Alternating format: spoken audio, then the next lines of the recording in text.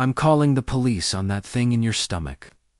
Those were the actual words that came out of our HOA president's mouth as she jabbed her finger at my 7 months pregnant wife's belly. What started as a complaint about our washing machine at 2 p.m. on a Tuesday ended with a 911 dispatcher asking if the caller was having a medical emergency because no rational person could be saying what they were hearing. And when that recording went public, let's just say Karen's career in real estate didn't survive the week. But I'm getting ahead of myself. Before I tell you how a noise complaint turned into the most unhinged meltdown I've ever witnessed, hit that subscribe button and drop a comment telling me the craziest HOA story you've ever dealt with.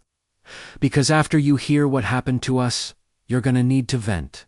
Trust me. Now, let me take you back to where this nightmare began. This happened in our townhouse community in Scottsdale, Arizona, one of those newer developments where everything looks perfect on the outside, but the HOA rules are absolutely bonkers. We're talking your mailbox can only be colonial blue, not navy blue. Level of ridiculous. My wife, Rachel, and I had just moved in 6 months earlier. She was 7 months pregnant with our first kid, and we were in full nesting mode.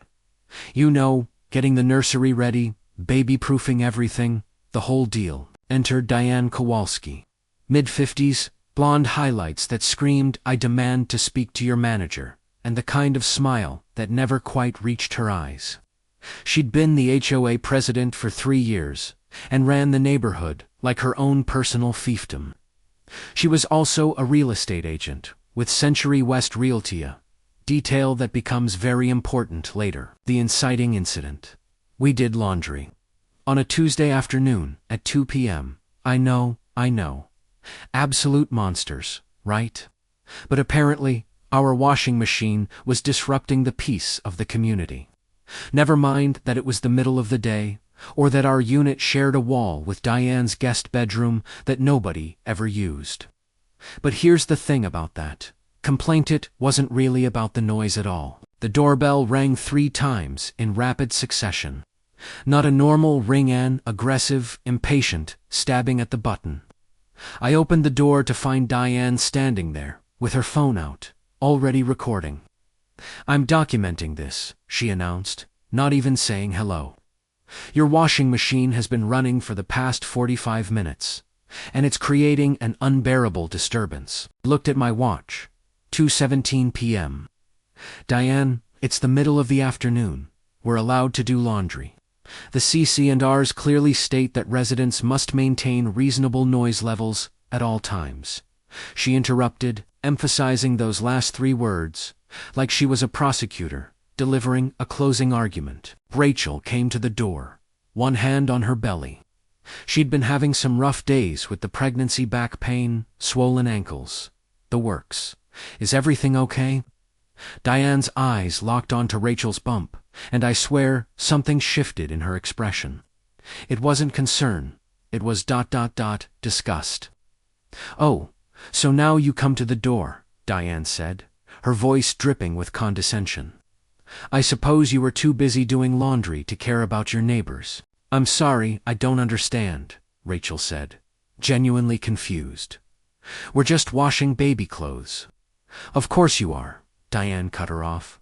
"You people always have an excuse." "You people? What the heck did that mean?" But before I could ask, Diane was already walking away, throwing back over her shoulder. "You'll be hearing from the HOA board.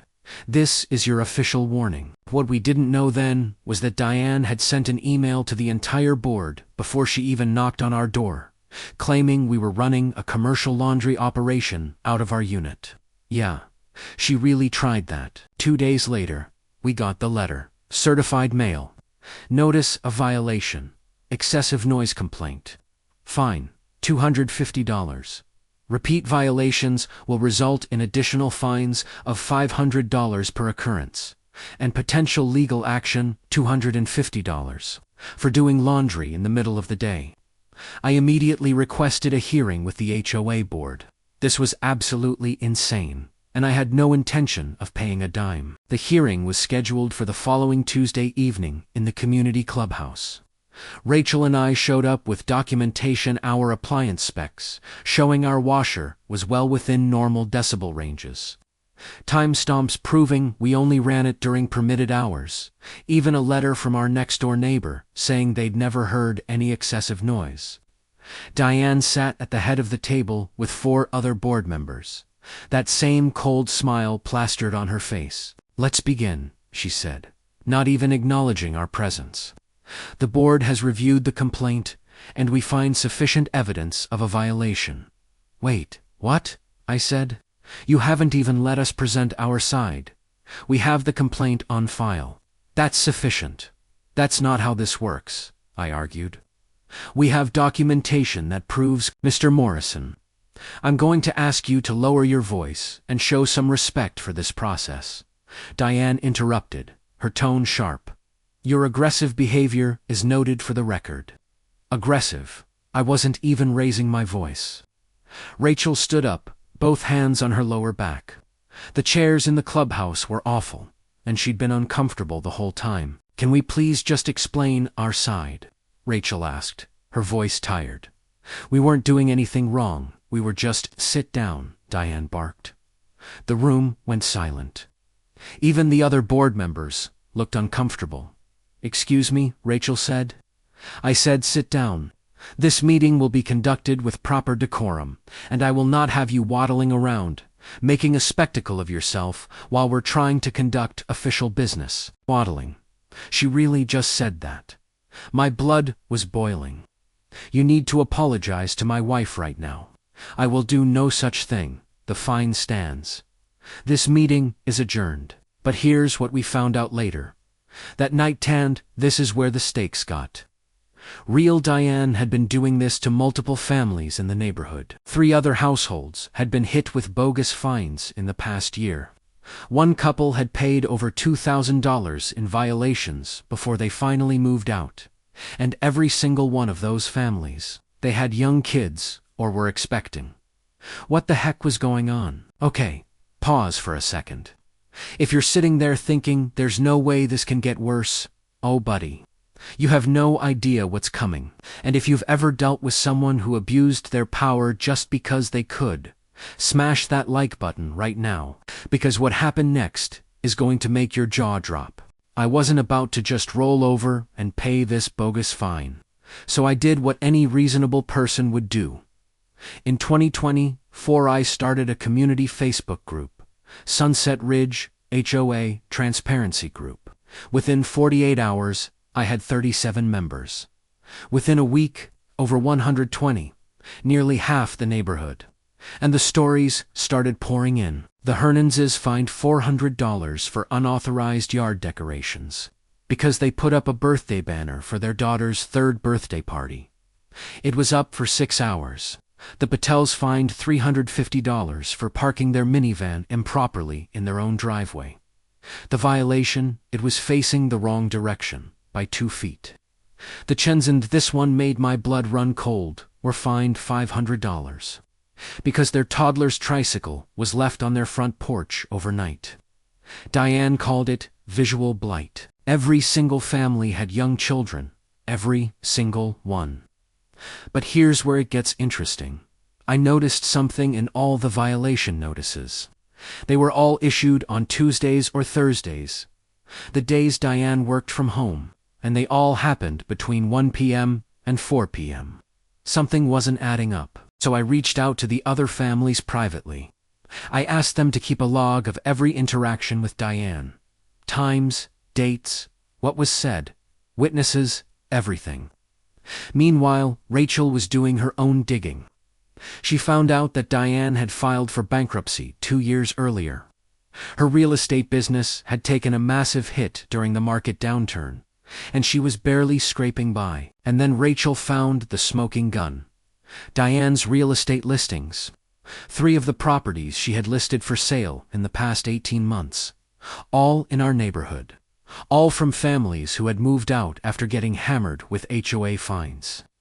You starting to see the picture here. Diane was deliberately targeting young families, making their lives miserable with bogus violations, forcing them to sell in, then getting the commission when they listed with her.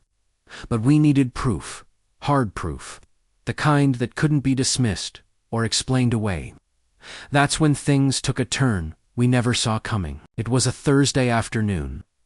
Rachel was home alone. I was at work and she was finally getting a chance to rest. The pregnancy was getting harder and her doctor had told her to take it easy. She was lying on the couch when she heard it. Someone testing our doorknob, not knocking, not ringing the bell, actually trying to open our front door. Rachel got up and looked through the peephole. It was Diane walking around our front porch, peering into our front windows, taking pictures with her phone. Rachel grabbed her own phone and started recording through the window. That's when Diane cupped her hands around her eyes and pressed her face against our living room window, looking inside. Rachel opened the door. "What are you doing?" she demanded. Diane jumped back, startled. Then that cold smile returned. "I'm conducting a routine compliance inspection. As HOA president, I have the right to—" "You absolutely do not have the right to look through our windows. This is our private property. The exterior of your unit falls under HOA jurisdiction. Get off our porch now." Diane's face twisted into something ugly. "Don't you dare speak to me that way. I am the president of this HOA, and you will show me respect." I said, "Get off our property." And this is where Diane completely lost it. "You know what your problem is?" Diane hissed, stepping closer. "You entitled millennials think you can just move into our neighborhood and do whatever you want. You think your little spawn gives you special treatment." Rachel's hand instinctively went to her belly. "What did you just say?" "You heard me. You and all these other breeders, popping out kids, ruining the peace and quiet we worked so hard to build here. This used to be a nice, quiet community before you people showed up." Rachel was shaking. "You need to leave. Right now." "I'll leave when I'm done with my inspection." That's when Rachel did something brilliant. She called 911, right there, with Diane standing on our porch. And she put it on speaker. "Stop right there. If you think you know where this is going, you don't. Because what got recorded on that 911 call didn't just end. Diane's time as HOA president ended her entire career. Drop a comment right now predicting what you think happened, because I guarantee you won't guess this twist." 911. "What's your emergency?" Rachel, still recording on her own phone, spoke clearly. "There's someone on my property who won't leave. She's looking through our windows and refusing to go when I've asked her to leave." Diane's eyes went wide. "Are you serious right now? You're calling the police on me." "Ma'am, what's your address?" the dispatcher asked. Rachel gave our address. "The person is Diane Kowalski. She's our HOA president, and she's been harassing us. Harassing you." Diane shrieked. "I'm doing my job. Tell them you're lying. Tell them." The tension in the air was absolutely suffocating. You could hear the dispatcher asking Rachel to confirm details, asking if she felt unsafe, asking if the person was still there. "Yes, she's still here," Rachel said. "She's yelling at me, and I'm 7 months pregnant. I just want her to leave." 7 months pregnant. Diane's voice hit a pitch I didn't know was humanly possible. "You think that thing in your stomach gives you special rights? You think I care about your little—" Ma'am, is someone yelling. The dispatcher interrupted. "Can you tell me what's happening?" What came next would be played in courtrooms, posted on local news websites, and shared thousands of times across social media. And it destroyed Diane's entire life. "Yes, she's screaming at me about my pregnancy," Rachel said into the phone. Her voice remarkably calm, considering the circumstances. "Your pregnancy," Diane mocked. "Oh, that's rich. You people are all the same. You move in here, you breed like rabbits, and then you expect everyone to bow down because you're just—" Stating dead silence on the 911 line. Even the dispatcher seemed stunned.